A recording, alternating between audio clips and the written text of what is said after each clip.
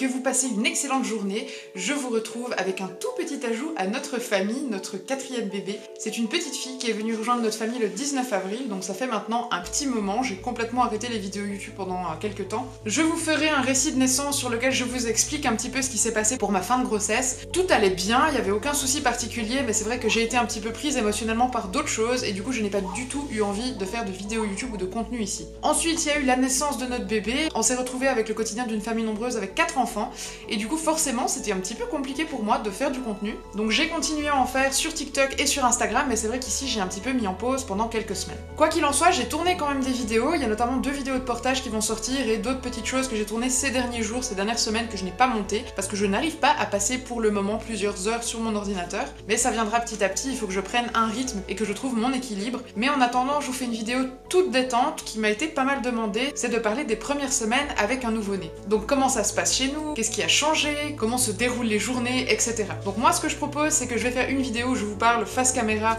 justement un petit peu de notre quotidien, de ce qui potentiellement a été un petit peu chamboulé ou autre, avec une légère touche d'humour, parce qu'en réalité je vais vraiment très bien, j'ai un postpartum qui est absolument merveilleux. Évidemment j'ai les petits moments où j'ai envie de pleurer parce que ma fille est trop belle, parce que mes enfants m'ont fait un cadeau, parce que tout d'un coup j'ai l'impression de faire tout de travers, mais ça c'est juste quelque chose de normal, et du coup j'accepte ces changements avec grand plaisir parce que j'y étais préparée, mais concrètement de manière générale, que ce soit physiquement, en sachant que là tout de suite ça fait moins de 3 semaines que j'ai accouché, et émotionnellement, donc mentalement, etc. Franchement les choses vont merveilleusement bien, je pourrais pas demander à avoir un postpartum plus agréable. Le seul truc qui me chagrine un tout petit peu, c'est la reprise du travail de mon amoureux qui a repris après 2 semaines, puisqu'en Suisse le congé paternité est de 2 semaines, et que malheureusement il n'avait pas la possibilité de prendre plus sur le moment. Donc ça c'est vrai que c'est quelque chose d'un petit peu difficile, d'autant plus que ces dernières semaines, même avant l'accouchement, c'est lui qui faisait absolument tout à la maison. Et je dois avouer que c'était d'un soutien énorme. Donc là maintenant, il est toujours hyper présent avant et après le travail, mais il a des journées qui sont conséquentes. Et du coup c'est vrai que majoritairement je me retrouve 12 heures par jour avec 4 enfants. Ça match relativement bien, aussi parce que mes enfants ne sont pas spécialement rapprochés.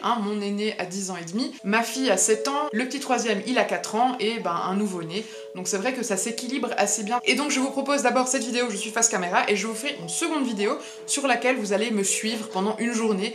Donc je vais faire une espèce de vidéo où je vais filmer au cours de la journée ce qui se passe, les horaires, etc. Quoi qu'il en soit, ce qui a principalement changé dans cette vie de famille, c'est le fait de se retrouver un petit peu projeté tout de suite dans un quotidien avec 4 enfants. C'est-à-dire que pour Nao, quand j'ai accouché, on a eu 3-4 jours où on était vraiment uniquement avec Nao, donc on était à 3, on avait le temps de se découvrir, etc.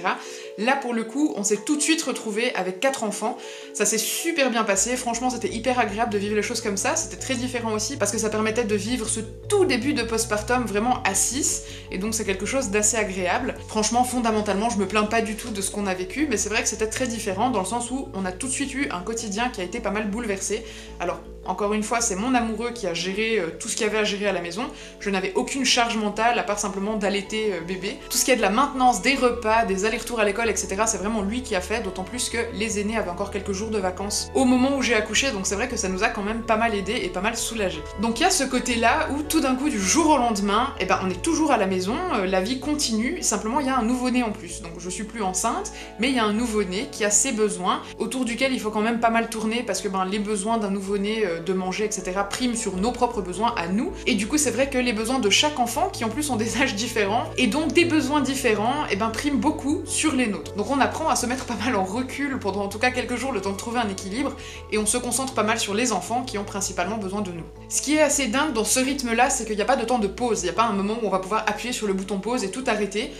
Non, en fait, vraiment, on est complètement dans cet univers-là avec 4 enfants en permanence, d'autant plus parce qu'ils étaient en vacances, donc c'est vrai que voilà, on a cherché longtemps un bouton pause, au moins pour avoir 2-3 heures pour se poser un petit peu, on n'a pas trouvé, donc si quelqu'un en entend parler, je suis preneuse. Ce qui est drôle aussi, et que j'ai vécu évidemment avec les grands, d'ailleurs j'en ai parlé avec des amis qui m'ont dit qu'elles aussi avaient vécu les choses comme ça, c'est que notre appartement, qui était quand même relativement organisé, ne l'est absolument plus, donc c'est organisé, désorganisé, c'est une espèce de doux mélange, où en fait on a des affaires de bébé absolument partout. J'ai des écharpes de portage ici, j'en ai au moins 7, j'ai des écharpes de portage là-bas sur le canapé, j'ai aussi sur le rebord du canapé des couches, des lingettes, une tenue de rechange juste à côté, et puis dans notre chambre c'est pareil, derrière le lit on a tout le matériel pour changer bébé en cas d'urgence la nuit. À l'entrée j'ai les manteaux de portage, ce genre de choses pour pas avoir besoin de fouiller avant de partir, bref. On a vraiment notre intérieur qui s'est métamorphosé pour correspondre aux besoins d'un bébé. Et pour faciliter notre quotidien de parents, pour qu'on n'ait pas besoin de courir dans tous les sens, ce qui ne change rien au fait que quand l'un de nous deux est en train de changer bébé, forcément il nous manque toujours quelque chose.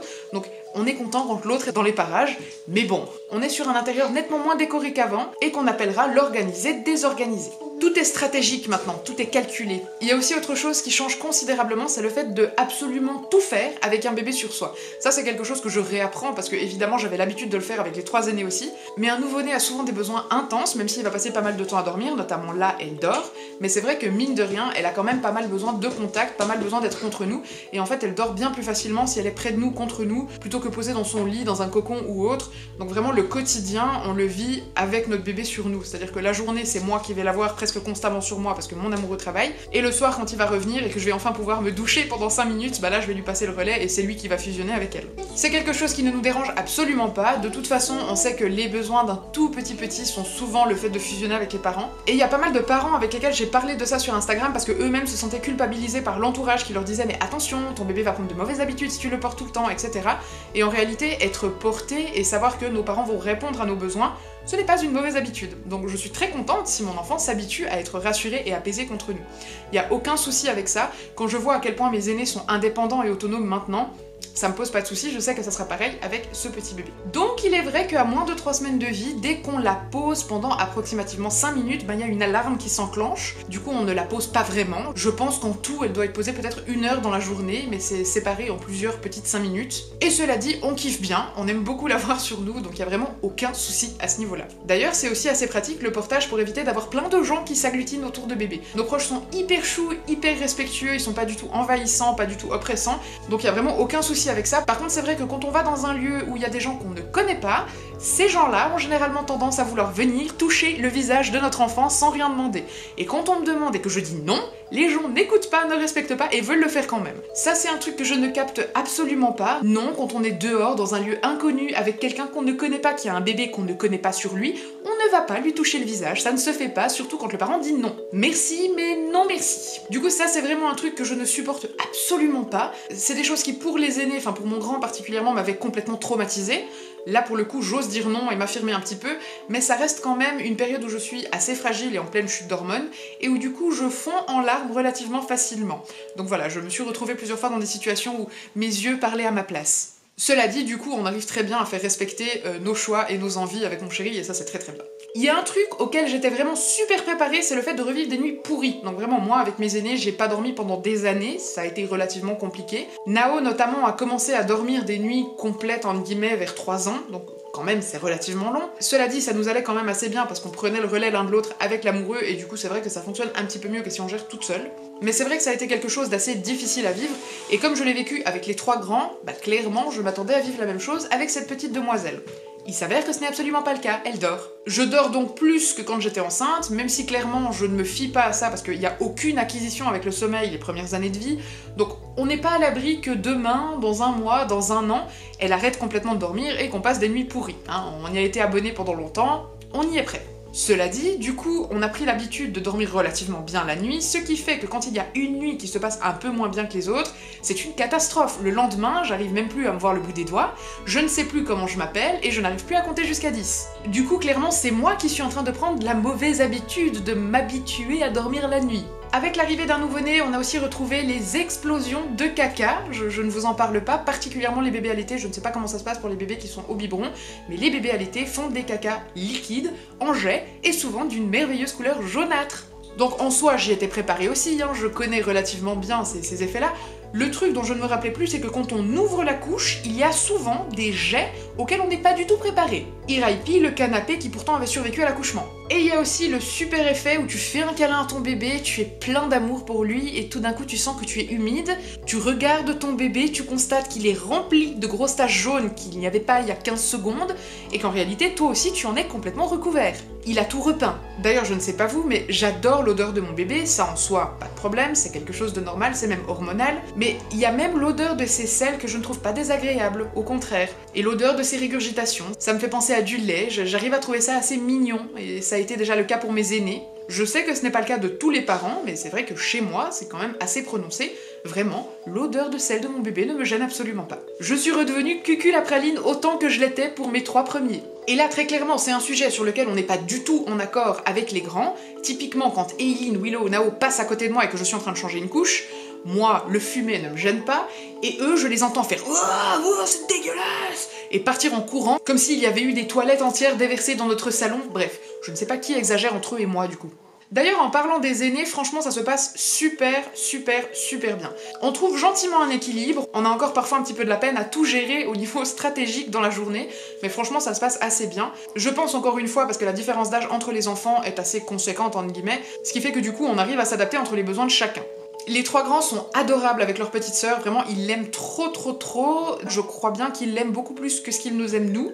D'ailleurs j'ai l'impression qu'on est devenu totalement invisible depuis qu'elle est là. Quand je vais chercher mes enfants à l'école, ils font des énormes câlins à Nao, des énormes câlins à leur petite sœur, et moi, j'ai à peine un bonjour. Ah, je n'existe plus, je n'ai plus aucun intérêt depuis que ce bébé est arrivé. Déjà Nao m'avait volé la vedette, hein, mais alors là, on est sur le summum. Je pourrais ne même pas aller les chercher et envoyer Nao et sa petite sœur les chercher tout seuls, ils seraient encore plus contents. Je ne sais pas si je dois être vexée. J'ai l'impression d'être devenue un simple support à bébé, voilà. Bon, et les tâches, on en parlait avant avec le caca, il y a quand même des tâches de plein d'autres choses qui sont plausibles avec un bébé, et ça c'est quand même quelque chose de super violent. Dans le sens où on peut s'habiller super bien le matin, ou rester en pyjama, hein, peu importe. De toute façon, après approximativement 15 secondes, on va se retrouver retapissé intégralement de tâches dont souvent on ne connaît même pas vraiment l'origine. Alors parfois c'est jaune, donc on a un petit indice, parfois c'est blanc avec des petits morceaux, là aussi on a l'indice. Par contre parfois on ne sait absolument pas d'où ça vient, et à part changer intégralement notre bébé nous-mêmes, bah y a pas grand chose à faire. Ça c'est quand même quelque chose d'assez rigolo quand on devient parent et qui m'a fait le coup pour chaque enfant. Du coup j'ai en permanence des langes de gaz avec moi que je mets partout autour de moi et autour de mon bébé, histoire d'essayer d'éviter les impacts que je n'évite absolument pas. Et d'ailleurs, notre lit prend cher aussi, et on doit changer les draps tous les 2-3 jours maintenant, mais c'était tous les jours à la naissance. Bref, la machine à laver n'a jamais autant fonctionné, hein. Déjà avant je faisais à peu près une machine par jour, ben là avec un nouveau-né qu'il faut changer tout le temps, des parents qu'il faut changer tout le temps, des draps qu'il faut changer tout le temps, et bientôt des couches lavables qu'on va reprendre, je vous laisse imaginer le topo, la machine va bientôt partir à la retraite, je pense tellement elle en a marre, ou alors elle va te demander un congé sans solde, je sais pas. Cela dit, on ne la paye pas, donc à la limite, elle aurait bien le droit, hein. Donc voilà notre quotidien actuel. Concrètement, je crois que les choses n'ont pas spécialement changé parce qu'on a déjà un rythme qui fonctionne assez bien avec 3 enfants et qui fonctionne toujours aussi bien avec 4 enfants. Il n'y a pas eu de choc à l'arrivée de ce 4e bébé, à part justement les petits moments de chute d'hormones, les petits moments où tout d'un coup je me suis sentie moi un petit peu dépassée parce que j'avais Nao qui me demandait quelque chose, en même temps bébé qui pleurait, enfin voilà. Mais c'est vrai que là, on dégaine une écharpe de portage et on fait au plus urgent. En général, ça fonctionne assez bien. Mais le truc qui a changé majoritairement, c'est vraiment justement les lessives qui ont pris en ampleur vraiment de manière conséquente. Alors je sais que ça va s'équilibrer un petit peu avec le temps, mais moi qui déteste plier mon linge, là c'est vraiment devenu quelque chose de conséquent. Donc quand je suis toute seule, j'essaye de faire à la suite, c'est-à-dire que dès qu'une machine est séchée, je vais la plier pour pas avoir besoin de m'en occuper après, mais c'est vrai que j'essaye de ne pas laisser traîner parce que je sais que sinon je vais être complètement débordée. J'ai pas spécialement envie d'atteindre ce stade. Pour ce qui est des repas, le matin c'est assez basique parce que les enfants ont pas beaucoup de temps. Le repas de midi, je fais en général des choses assez simples, que ce soit des croque-monsieur, une petite salade, de la tomate avec des pâtes au pesto, enfin vraiment des choses assez basiques, choses que je faisais déjà avant. Et le soir en général on fait un repas beaucoup plus travaillé sur lequel Eileen ou Nao vont nous aider parce qu'ils adorent cuisiner. Et du coup là on prend vraiment le temps pendant 1 heure, 1 heure et demie de cuisiner, moi principalement parce que j'adore ça et j'y prends vraiment du plaisir. Donc voilà. On se met pas la pression, on vit les choses au jour le jour, on s'entraide énormément, on est hyper compréhensifs l'un avec l'autre, et du coup franchement ça se passe plus ou moins bien. On n'a pas d'angoisse particulière, les choses se mettent en place en fait un peu toutes seules, et puis on sait comment ça fonctionne parce que effectivement à l'arrivée d'un 3e c'était déjà un petit peu le même schéma. Donc voilà, on met les pieds sur un terrain qui est plus ou moins connu, et on est plus ou moins en confiance franchement. Donc voilà, cette vidéo est terminée, j'espère qu'elle vous aura plu. Il y a de toute façon d'autres vidéos qui vont arriver par la suite, je ne sais pas si je vais réussir à être régulière, mais je vais essayer de l'être de plus en plus. Je ne sais pas quand je vais vous sortir cette vidéo, probablement dans 1 semaine, mais là pour le moment on est avec un petit bébé qui a moins de 3 semaines et qui a plein de besoins, donc on fait du mieux qu'on peut. Je vous souhaite une super belle journée, j'espère que vous allez passer une excellente fin de dimanche et à tout bientôt, ciao.